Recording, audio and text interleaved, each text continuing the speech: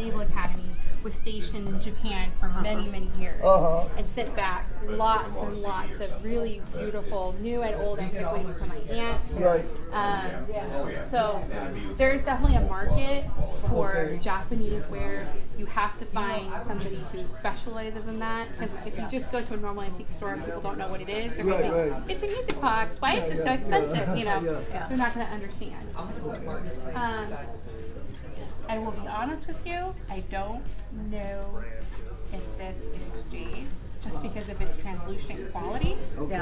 So when I see good quality jade, it normally stays very green, does not get translucent, but I'm not. Well, that's the guy we had it looked at years ago, and we said it's poor quality jade. It could be, or it could be, it could have been very small amount of jade melted down on resin or plastic. Almost like how we do silver plating. That's interesting. So this is the jewelry box.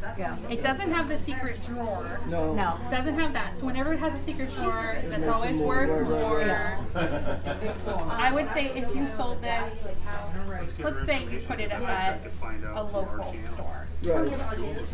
I would say you could give probably, I'm going to give you a big price range. I would say 100 to 300. The reason I have such a big price range there is if it's somebody who gets quality customers and they know what it is, they'll pay more. If it's a little store where people are just looking for quick find, goodwill, they're going to pay less. I wouldn't do any less than 100. I think if you go to a quality place, like you guys are familiar with Renninger, Absolutely. I think you could get more. But I always say it's only worth what someone will pay for it. Right, exactly. But that's why I give you such a big price range. But I think that's a good investment. Okay, that's a nice. And you know, some people go crazy over this. My mother collects all kinds of Japanese stuff, and you know, I just think it's a cool thing. it is cool. No, I really like it.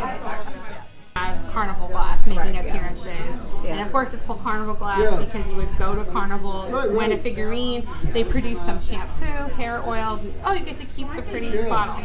But then they produce them all the way up until the 1960s and sometimes 70s. So it's hard sometimes. When it does have the mark on there, like this one says wheat, it's worth it.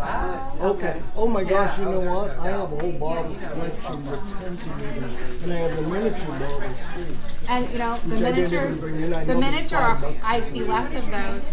The translucent ones are usually later, and they're not worth it. So I would recommend if you have translucent ones, I'm going to give you a price range 20 to 40.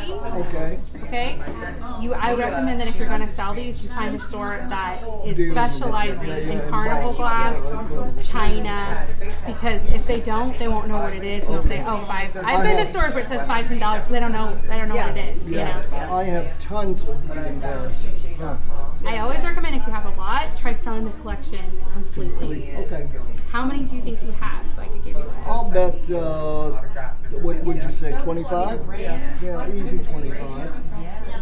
So, depending on the sizes and everything like that, it's hard. I mean, if you get a really good collector, you could get up to $500 or something like that. But if you don't get the right collector, you know, you'd have to piecemeal them. If you were going to sell them one by one, I wouldn't sell this for less than 50 years. Okay, very good. All right, now it's my wife's turn. What value is it? Yeah. All right. What is the most interesting?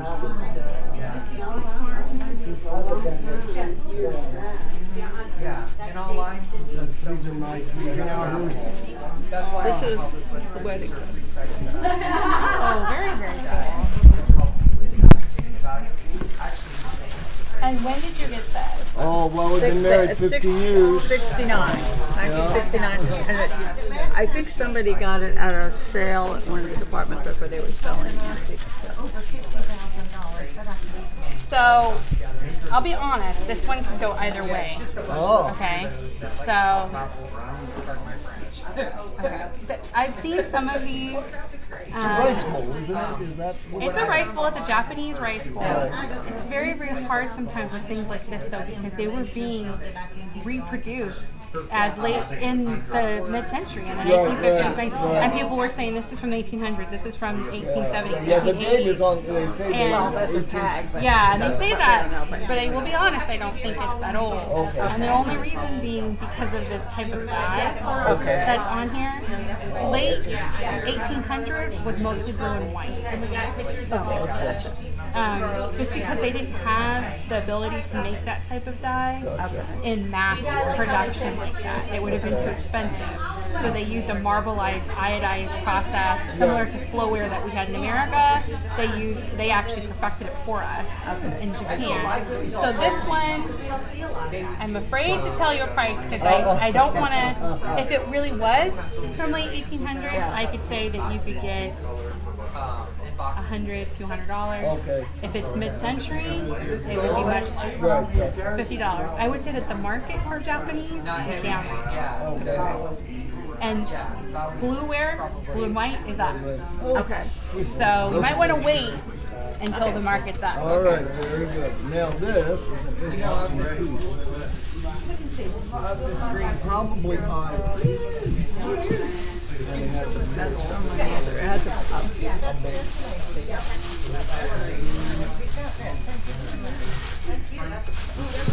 Is that a vase?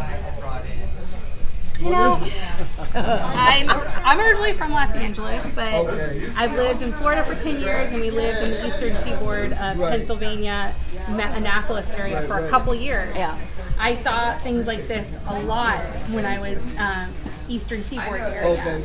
And I think that it's probably whalebone. Whalebone. I think it okay. is just because ivory, you don't usually see this type of cutout like that. Yeah, okay. It is so hard to cut ivory. Yes, I know. Yes. But whalebone, it's much easier. Okay. Would a whale have a tusk that large? I guess so. I've seen some that are really, really big. Okay, all right. That's interesting. I never even thought of that. And then you see also the whalebone, the teeth that Okay, people would yeah, use. yeah, So it yeah. could also be that. It could be a Right. tooth that somebody cut out. I'm trying to think. I'm trying to think of the name. They people would. I've heard a lot of different names. Sometimes people call them a whimsy. Okay. You know, so when people were working, if they were in the nautical industry, sailor, they would just spend their time doing a little bit of carving and make a little whimsy. I think this is a whimsy. I think that somebody had this, maybe they were on a fishing boat, took their time, maybe made a little vase for mom or some part. So this is a novelty item. Novelty items are difficult because, we live in Lakeland, so we have a little store up there called Dixieland Relics. And the weirder the item is, the more they get for it. Because people you have this whole generation of hipsters that are younger than me by far. My sister and I are 18 years apart. She's much younger than me. And she'll look at things and, oh my gosh, that's so cool. I'm paying money for that, And she looks at me and says, you're middle-aged, you don't know, So because this is odd, it would go for more money. I would say wrong buyer, $40. Oh, okay. Right buyer, $125. That sounds good to me. But this is really cool and really interesting, and personally, I wouldn't let it go. No, unless we're it's not. the right. It came from Western Farm in Western Pennsylvania where they had a lot of Oh, stuff, that's so- why it looks Yeah. familiar, because when I used to Yeah. live in that area. Yeah, like bringing it over. Thanks so much for joining us today, Pickers. It's warming up, so we're going to sign off from here in the Pioneer Village in historic Kissimmee. Thank you so much to the Osceola Historical Committee for having us. Thanks so much to Lanier's Antiques for inviting us to participate. And we're on to the next stop, so feel free to like us, subscribe, and hit that bell notification to join us for more adventures with me, the Vintage Pickin' Mama. And I'll see you guys at the Pickin' Place. Bye, y'all.